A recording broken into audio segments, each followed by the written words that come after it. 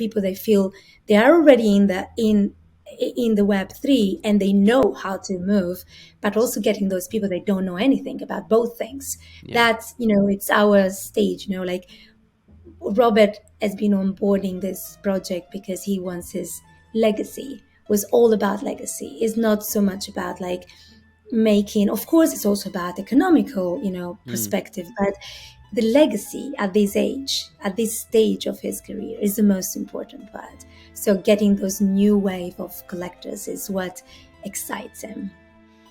Yeah, no, I think it's wonderful to hear that, and I think that, I mean, it's not mutually exclusive either. It's like you have the fiat option, but people can ideally also pay in crypto, and I think that the goal should be, and I imagine is, over time, to get the people who pay in fiat to be more aware of the whole crypto world, and maybe they're like, oh, how does that work? Oh, I want it in my. I see all these people. Maybe they find their way into the Discord server. I know a lot of people would not even care to join a Discord server, but some of them might, and then they hear people showing off their collections on a gallery website, and they're like, how do I do that? Hello everyone, and welcome to episode 2 of our new show, ZenAcademy Mentorship.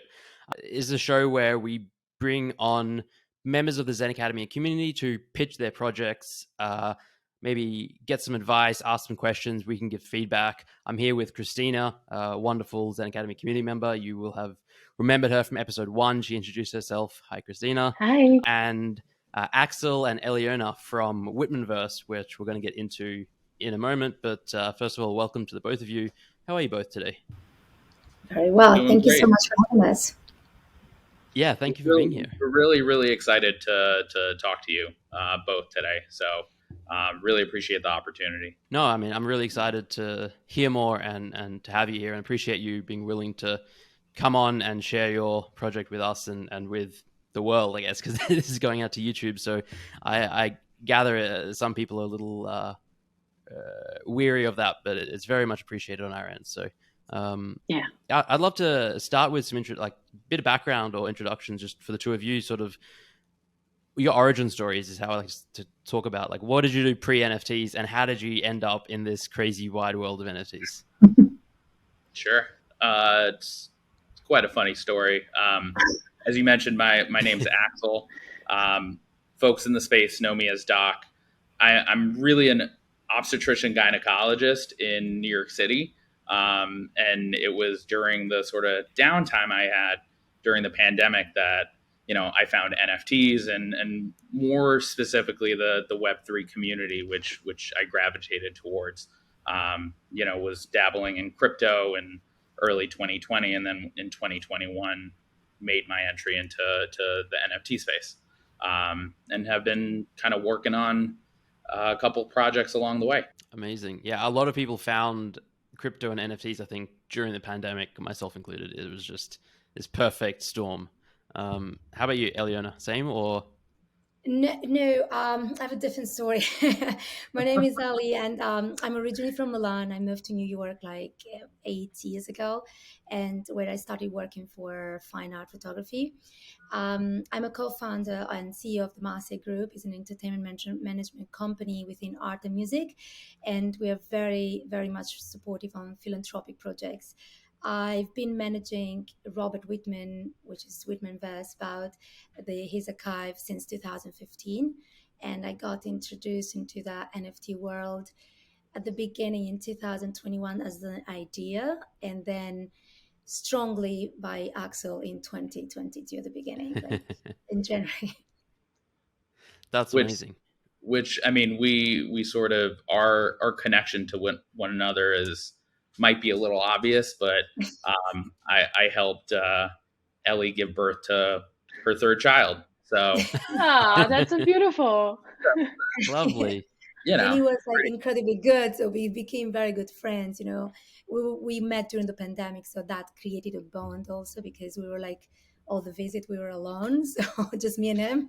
So we really like had a beautiful experience, and he started speaking about NFTs, and he was so passionate about it. I've been trying to get in, but I was not sure, and then he was the right connection. Was he talking about I love that. NFTs while you're giving birth? No, No, that no, happened no, later. no, I'm no. kidding. I'm He kidding. was an NFT at that point. It happened later when we started, like, going out together and having, like double dates, It was just a joke, but yeah. Yeah, but No, we could, no, right now I can see him doing that. no. Yeah, you're screaming, and he's like, "Have you heard about these bored apes?"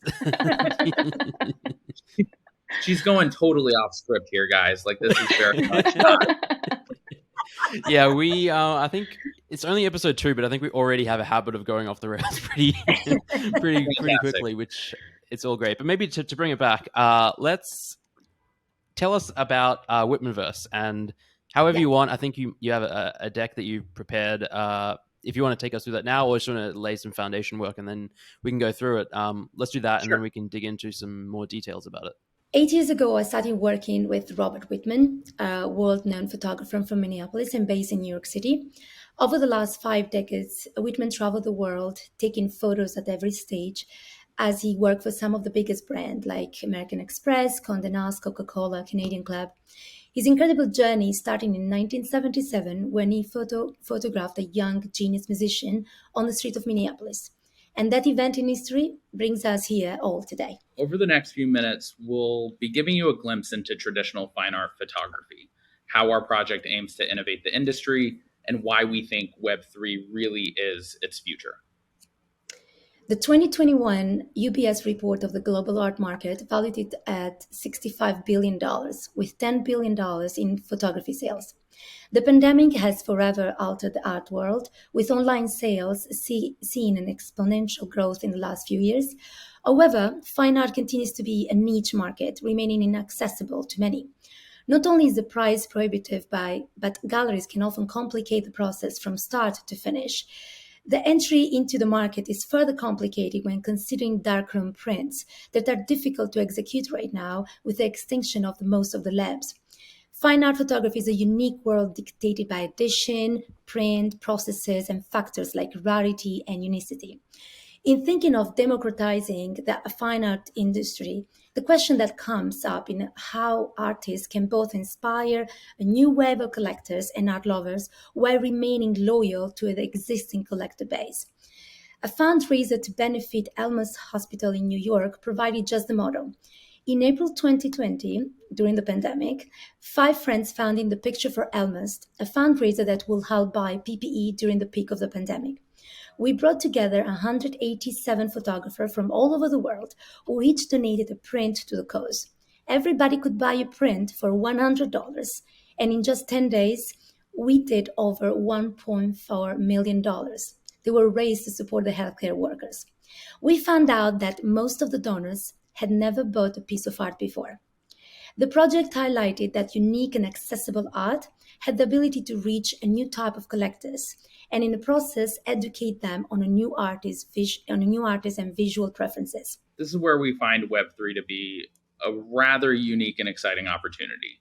With a focus on accessibility, community, and education, we believe blockchain technology to be the perfect vehicle for bringing the beauty of fine art photography to a larger collector base, while allowing artists to establish their legacies publicly in perpetuity. Welcome to Whitmanverse.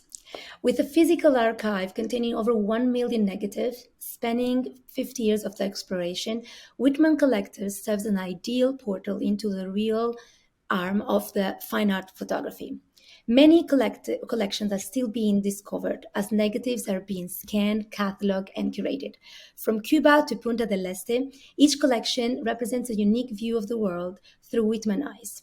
Shooting on film, Whitman often waited days before seeing the result of his work. The risk, mystique, and anticipation of the darkroom gave each shoot a vibe that has since been lost in the ages of digital photography. Whitmanverse is a unique look at the world through the lens of a man fluent in capturing rare moments with grace. Consisting of 12 collections of one-of-one photographs, Whitmanverse is a chronologic journey through Whitman's career, starting with the famous Prince Pre-Fame collection of 1977. Each collection will be dropped sequentially and celebrated through discussions and events, both in and out of the metaverse. Ownership of an NFT confers membership in Whitman's legacy and grants holders access to these events. Once all the collections have been released, the project will culminate with the creation of an elegantly designed coffee table book containing the entirety of Whitmanverse. Robert Whitman's vision is to enhance the public understanding of the process and people behind the fine art photography. Join us as we journey through half a century of moment, events, and chances encounters that will have otherwise been lost in thousands of cardboard boxes in New York City. Join us as we etch a Whitman legacy on the blockchain and introduce a new generation to the glamour of the fine art photography. Join us in Whitmanverse. I love Thank Well done. it. Yeah, no, thank you. That was really wonderful, and I resonated with a lot. I really loved the charity initiative where you got 187 artists, $100 a pop, and so many people into that. I think that really captures that a word captures or encapsulates the spirit of a lot of what's happening in the NFT space, where it's like people who had never bought art before, myself included. I'm pretty sure I hadn't bought art pre NFTs. It's so much more accessible and fun and exciting to collect. So yeah, that was a great point. And then moving on to photography, NFTs. I have a lot of questions, and I'd love to dig into it more. I guess, and Christina, again, feel free to jump in at any point if you have your own questions. Maybe before that, I just want to preface it. I think photography NFTs are incredible, and we're like just scratching the surface of that. Like they've been gaining popularity. They sort of started early, mid last year, and then it's been really slow burning. I think a lot of people don't get it yet, but there's clearly a passionate community of people in the NFT space who are into photography NFTs, and I think that's growing, and I think that's going to continue to grow. So I think that it's incredible that you have this massive body of work to work with and release into the space. I'd be curious to know what the strategy, or like what the mint mechanics look like in terms of, are you going to release individual NFTs, individual pieces of art that people can buy, or is it you buy the membership and get access to a subset of them? I mean, because there's a lot of pieces, like there's a lot of the body of work is enormous, and how are you thinking about distributing that to people? Well, this is the exciting part about it, because as we mentioned, Whitman literally has in this storage facility in New York City just thousands and thousands and thousands of boxes with negatives in them. And some of these negatives have never been, identified. They haven't been scanned. They haven't been printed. They haven't, I'm going to turn it over to Ellie, because Ellie's, Whitman's art manager, and tell you a little bit about how she came to even find the Prince Pre-Fame collection, which is arguably one of the most influential Prince collections that currently is in existence. Yeah, so I started working with Robert on his ad campaigns, and I knew about this big archive, and then one day I saw a box, and the box was written Prince. I asked about the box, and Robert was not very sure. Prince had a very polished image, right? And these photos that are incredibly raw. So he's him, 19 years old, no managers, no makeup artist, no stylist, just on the street of Minneapolis, and just before he became Prince. So he was not famous yet. They are the first photographs of Prince taken professionally from a photographer.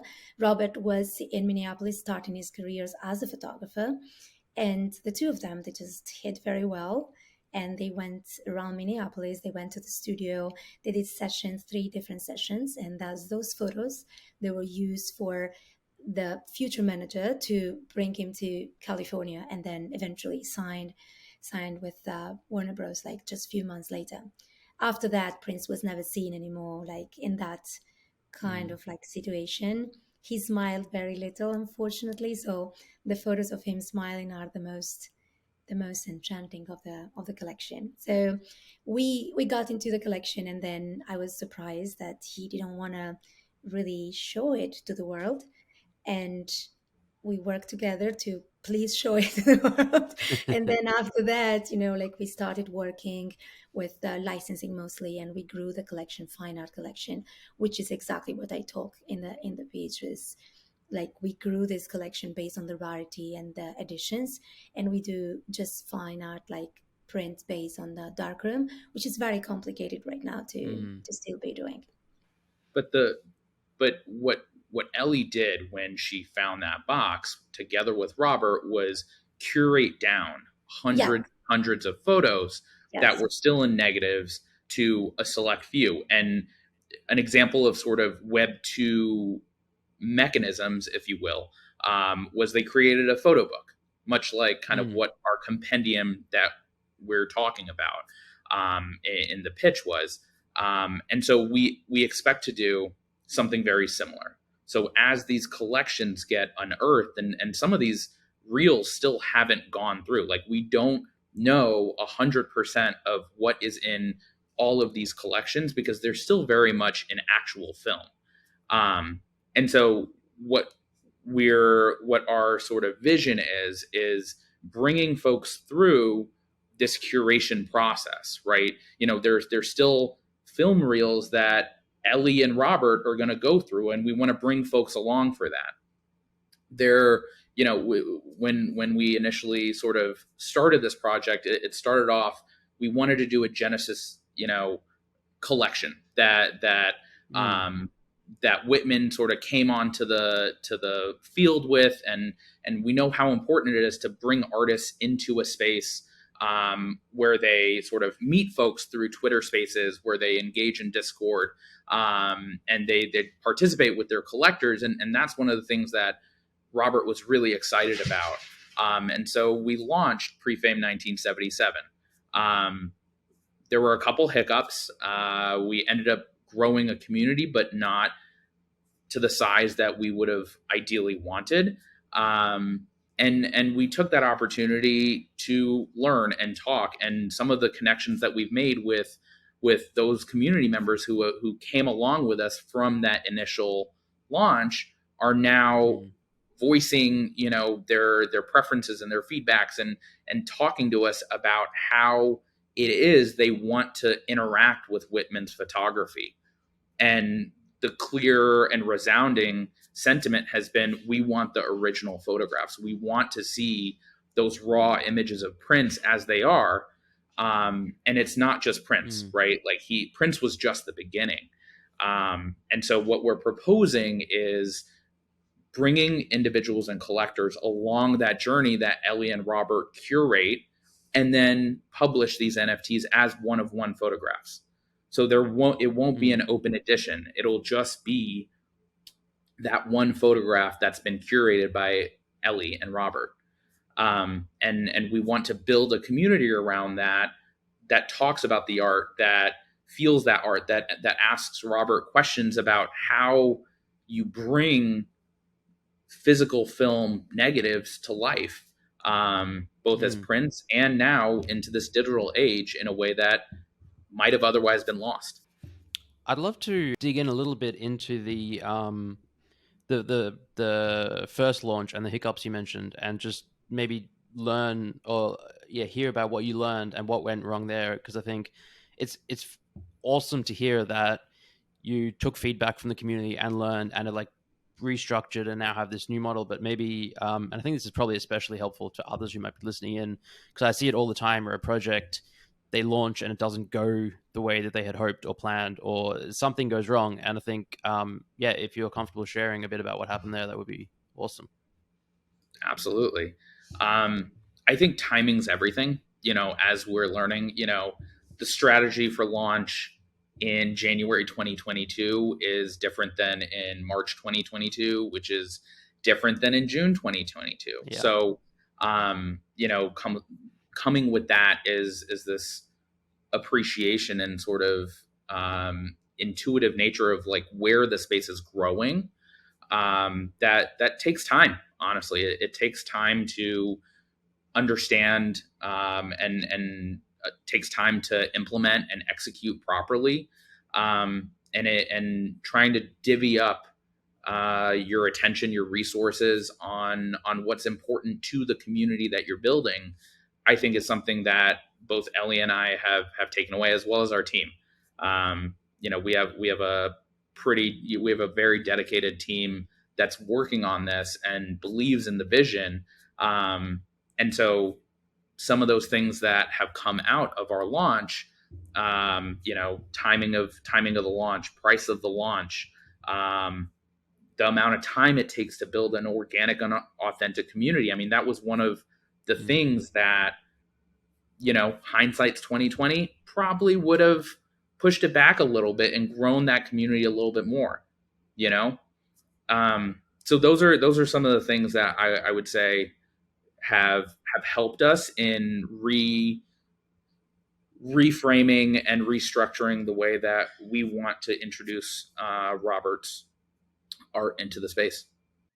It's also based, if I can add, on the fact that Robert has a base of collectors that are Web2 people, which NFT is still very unknown territory for most of them. And we have learned this through the launch. And again, like the launch was something that, no matter what was the first approach of the blockchain of the artist, but in the back of it, the idea of Whitmanverse was already there. So we were still, like the 101 project was there since me and Aksel started, forming our team in January 2022.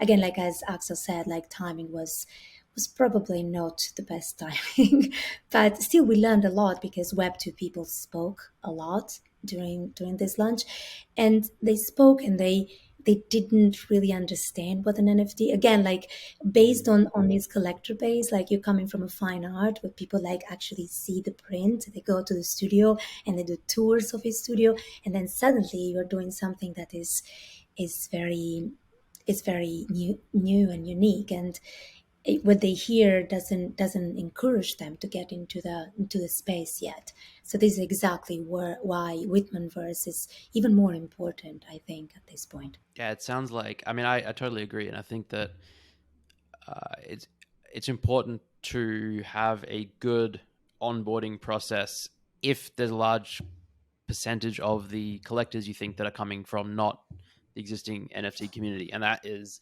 really tough to do because it's really hard to get people to understand why NFTs are valuable and how to set up a wallet and just all of that. It's a really time intensive process, but it sounds like that's something that you're investing in and moving to providing that support for people going forward, which I think is really smart. I want to ask about the sort of the one-on-one releases that you're planning to do.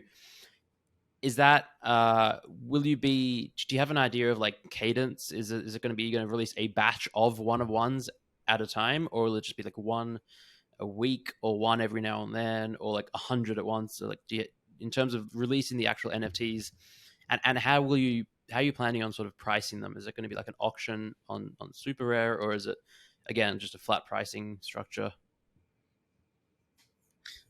This is where a big part of that community feedback comes into play. So we have a number of different models and scenarios A through Z that we would love to sort of pull the community on, and that's part of where we feel that we're going to be able to add value and bring together individuals who are invested in the legacy of Robert Whitman and the legacy of Whitmanverse, right? Taking a part of being part of the decision making, I think, is a valuable part of something that I, as an NFT collector, have found in communities that I'm a part of. And so that's one of the areas that we would like to emulate as we move forward. So to answer your question, it could be a weekly drop. It could be one of them or a couple of them released every few weeks, or it could be larger swaths of time where we give folks the opportunity to view the batch or the collection that we're looking to drop, give them a clear, timeline of when it's going to happen, lay out the pricing in a way that is reflective and thoughtful of where Ethereum is. And that's one of those things that it takes time. It takes relationship building, and it takes, understanding your community. And so that's kind of the flexible model that we currently have as we set off on continuing to build our community. Yeah, I mean, honestly, that sounds amazing. I think that is really smart, and it sounds like you're not in a rush. You're taking the time to do it right, which is incredible.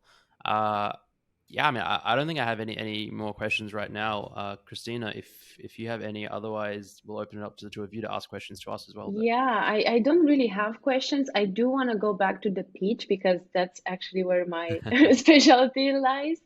I really like how you guys went one by one in telling a story, and you actually said a story. That's one of the things that founders should learn how to do, how to pitch. It's basically telling a story and bringing the excitement behind. I like that you went above and beyond and told us about Robert and his work, and that was really, really good.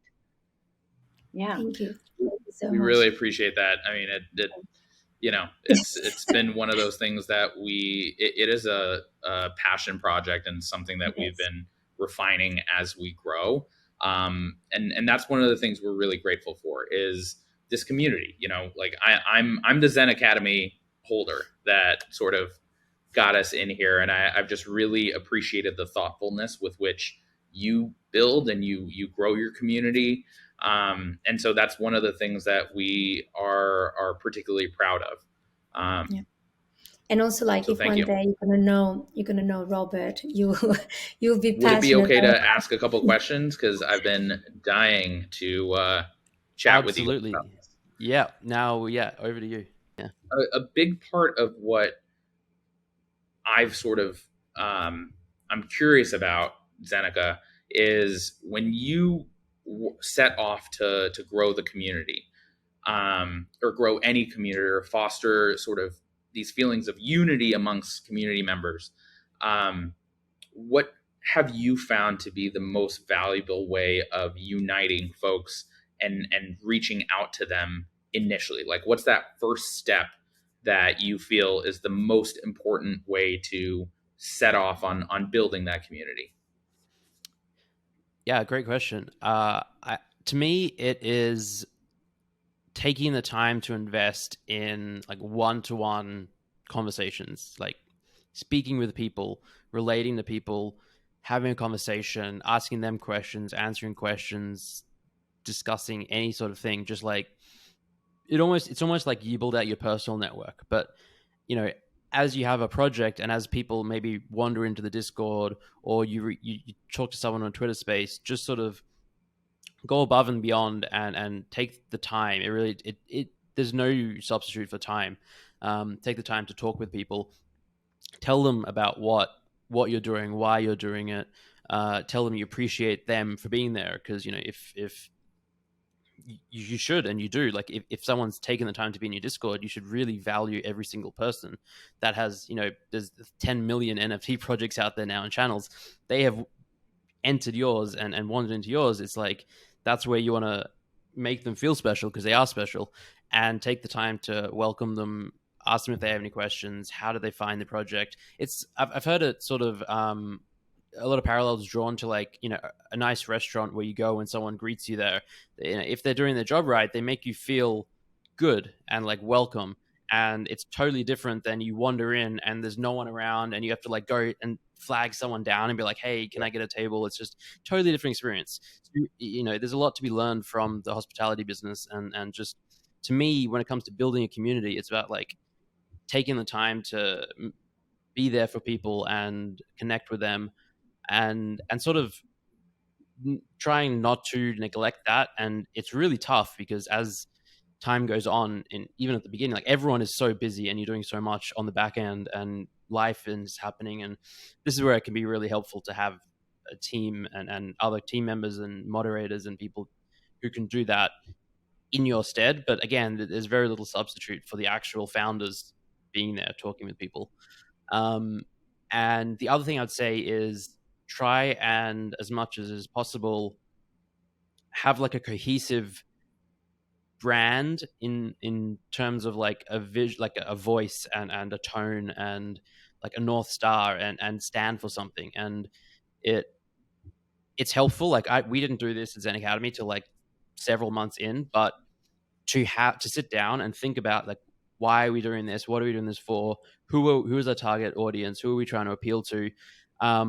What kind of language do we want to use, and do we want a moderator to use? Like, it's very different vibe going into a Discord where people are talking about the price and it's like very aggressive and broy, and to going into an art server where it's very much more a collective vibe and talking about that, to going into something that is, you know, different age demographics and all sorts of different vibes, and like some people are interested in different things, but having a cohesive vision, whatever it ends up being, really helps people feel like, you know, if they come to the server one day and the people are chatting in a certain way, they can come back to it, you know, a week later and realize and sort of like jump into the conversation, and people are going to be nice and answer their questions, or people are going to be laughing about, you know, this, talking about current events, or taking it slow, and there's, you know, the chat's moving 1,000 miles a minute, or it's going slow. It's just trying to keep things on brand is, I think, really, really important. It's something I've been thinking about a lot. But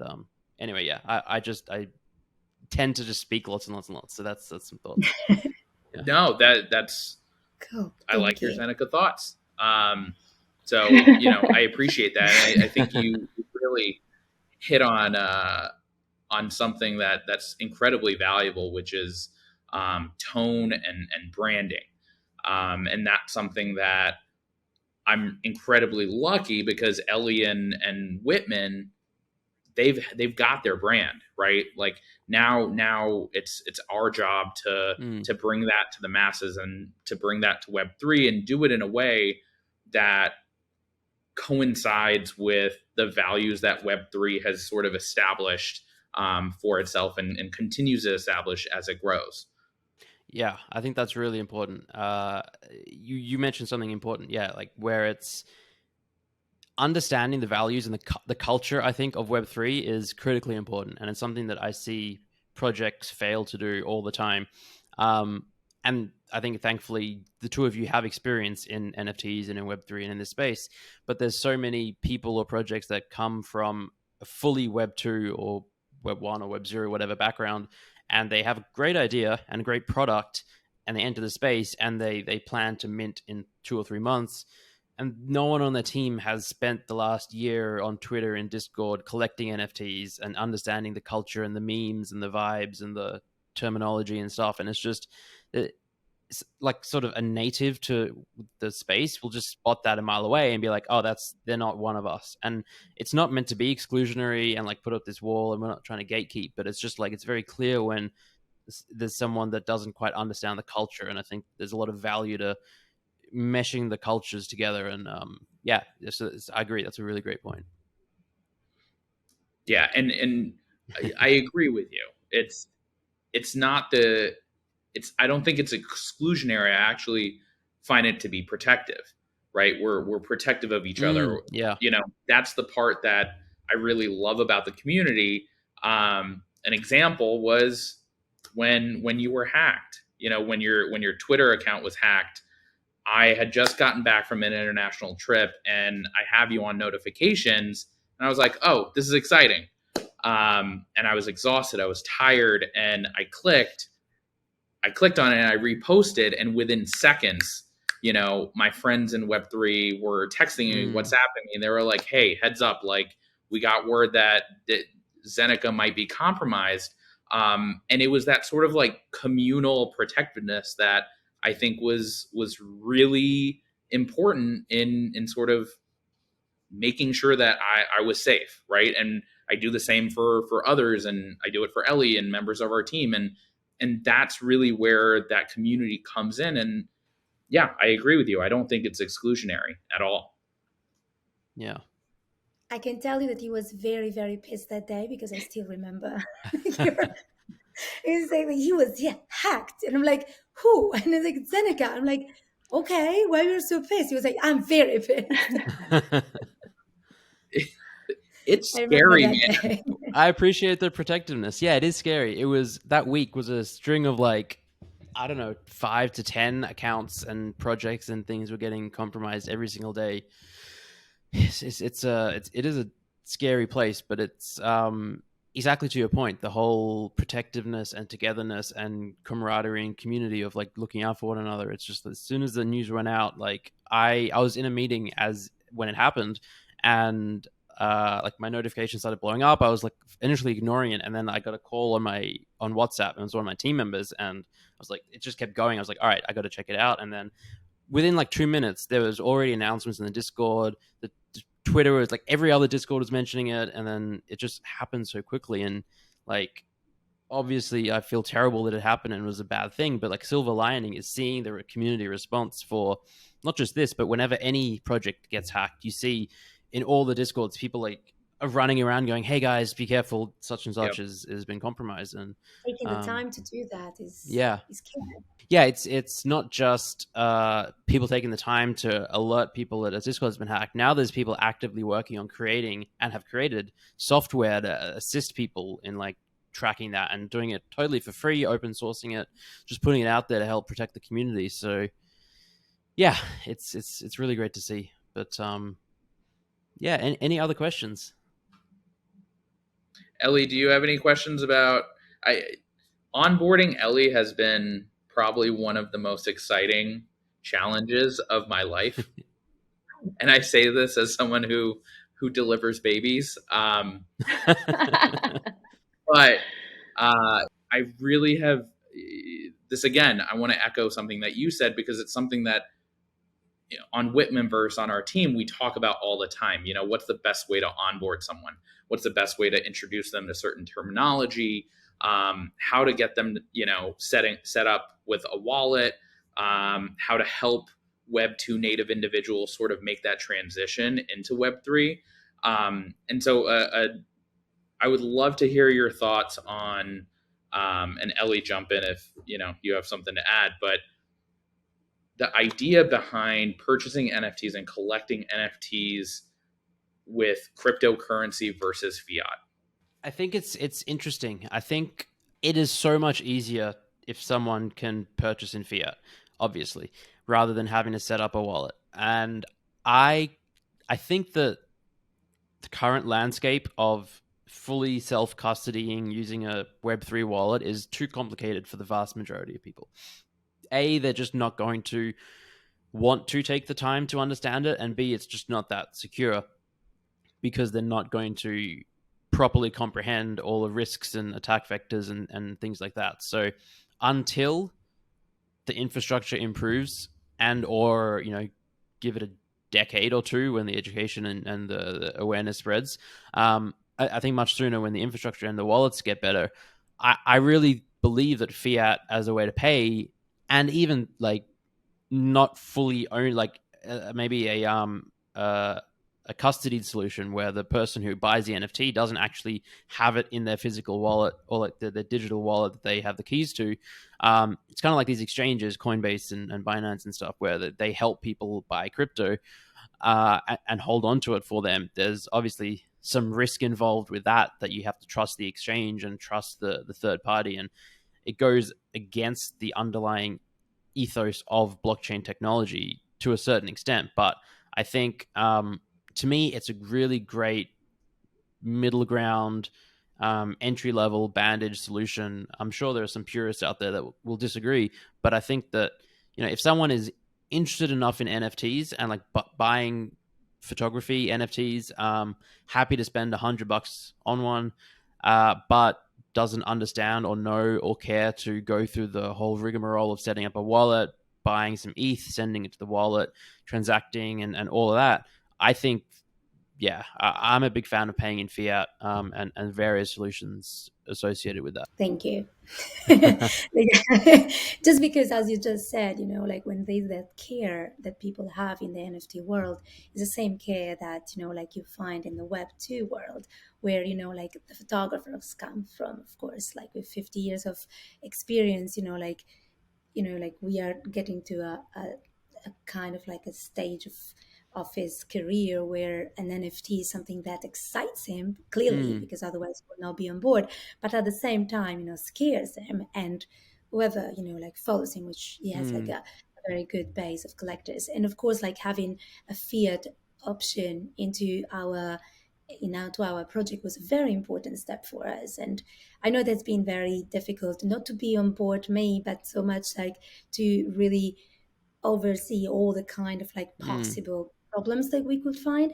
So I'm probably a little bit too much detail oriented sometimes, but like I just feel like connecting the Web2 people and making them comfortable on getting on board and creating a new base of collectors, as we just said in the pitch, where people, they feel they are already in the Web3 and they know how to move, but also getting those people that don't know anything about both things. Yeah. That's, it's our stage, like Robert has been onboarding this project because he wants his legacy, was all about legacy. It's not so much about like making, of course it's also about economical, perspective, but the legacy at this age, at this stage of his career, is the most important part. So getting those new wave of collectors is what excites him.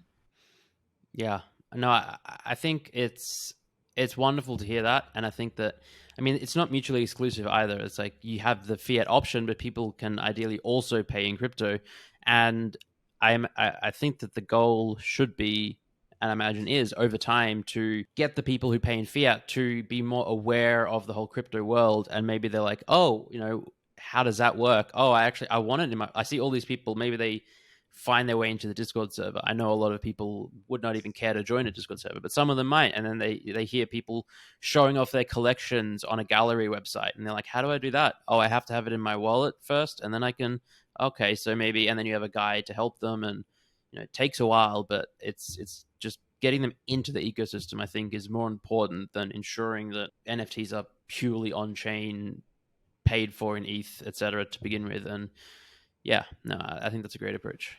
It is the future for sure. Yeah, and you're totally right. I think mainstreaming and onboarding and turning NFTs into everyday household, assets, I think is really important. And however we can get there, and however we can reach beyond the current, Web3 demographic in a safe and conscientious way, I think is where the space is headed.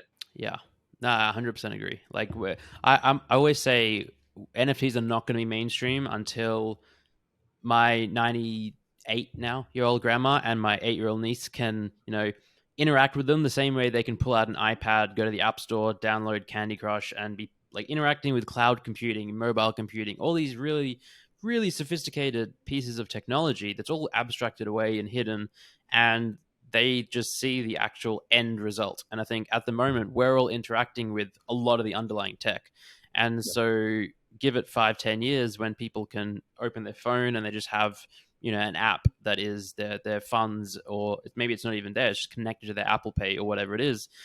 Maybe not Apple, it's a bad example, but something that doesn't take large amounts of fees, and it is then just they're just Solana wallet or Solana mobile. I think they announced they're coming out with a mobile phone which could just connect directly to their whole ecosystem. And yeah, as soon as it's that simple, then we'll have made it, but we're a while away still.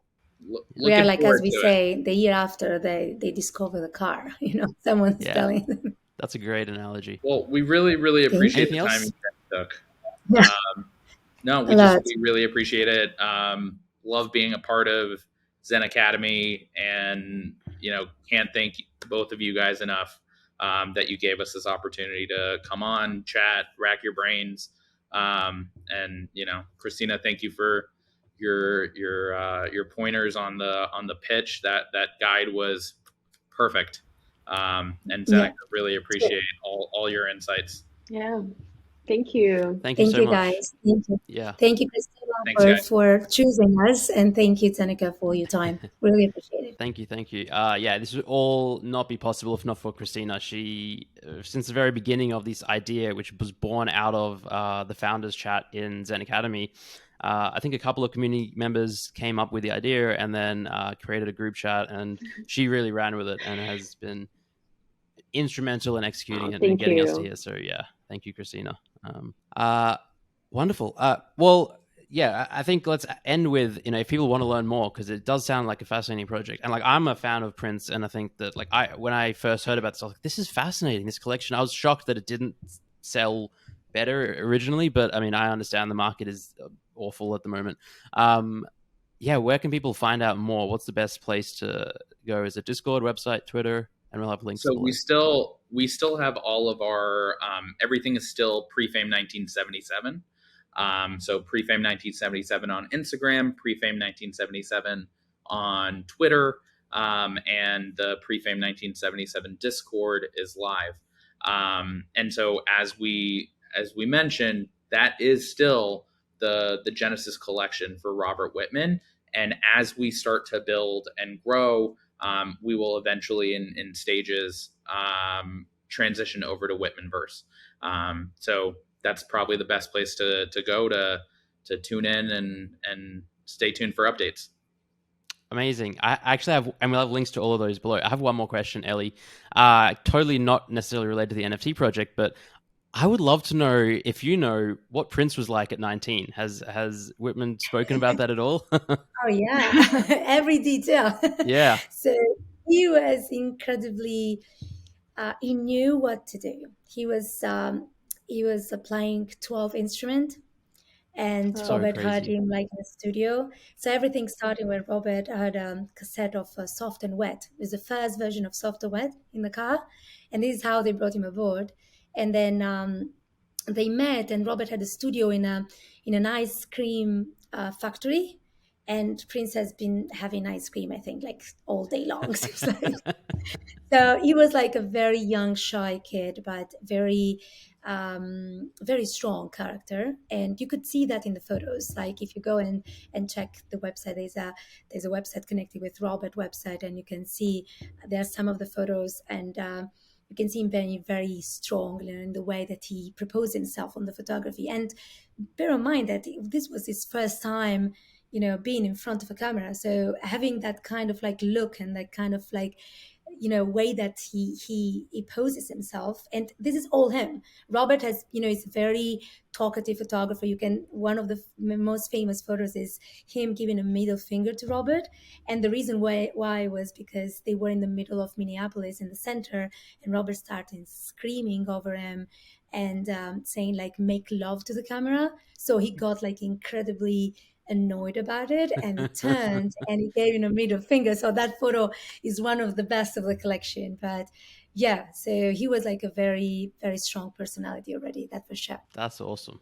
That's a cool Yeah. story. I love it. I could listen to Prince stories for ages. I actually think about Prince a lot because the branding for ZenAcademy and Zeneca, everything, we have a purple theme, and it's impossible not to think of Prince when you think of purple. Right. So it just enters my mind very frequently, and then I go to YouTube and watch Purple Rain video clips. Yeah, and man. that's Super Doing the Bowl Super one. Bowl. Exactly. Yeah, How can it be more perfect, right?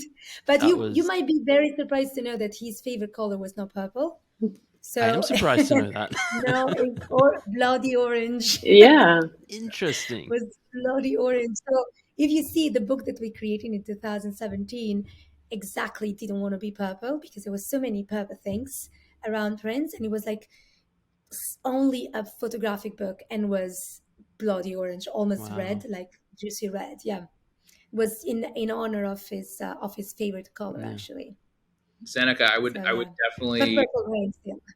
I would definitely say check out the Genesis tokens, because a lot of the art that was used to generate the tokens is based in Prince lore. That a big part of it is very, very Prince mythology centric. Like there are a lot of little Easter eggs in the NFTs that the average, Prince listener wouldn't pick up on. And the only reason why we were able to even get all these like little minutia details was because we have a member of our team that's highly, highly, highly excited about Prince and collecting everything related to Prince. During one of our calls, he mentioned that he had a piece of graffiti wall, and actually showed us a chunk of the concrete that he had from the original graffiti wall. But we, when we talk about building our community, like this is the group that we were able to cultivate, and we're really excited That's to have these amazing. people as part of our current Discord. So take a That's look so at it. Cool. Absolutely will. I would All send right. you also some videos of Robert with all the stories of friends. That would be amazing. All right. Thank you both so much. Thank you, Christina, as well. This has been... Oh, I guess I'll mention, if anyone is watching and a member of ZenAcademy and interested in coming on the show and pitching and getting some feedback and asking questions, there is a Google form that Yes, I it believe is. it's Google form. Christina, we have a link. We'll put it in the show notes description below. All right. Thank you, everyone, Thank and have a you. wonderful Bye. day. Bye. Take care. Bye. Thank you.